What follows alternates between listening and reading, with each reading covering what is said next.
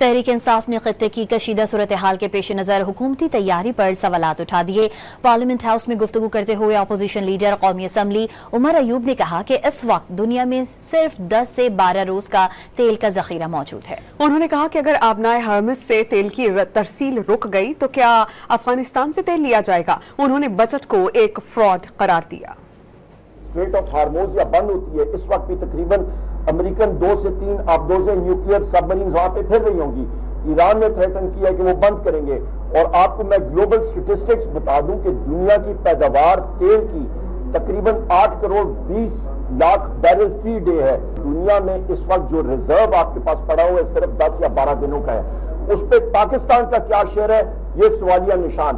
کتنی دیر ہم لوگ کریں گے؟ انہوں نے کہا جی ہم لوگ متبادل جگہوں سے لیں گے۔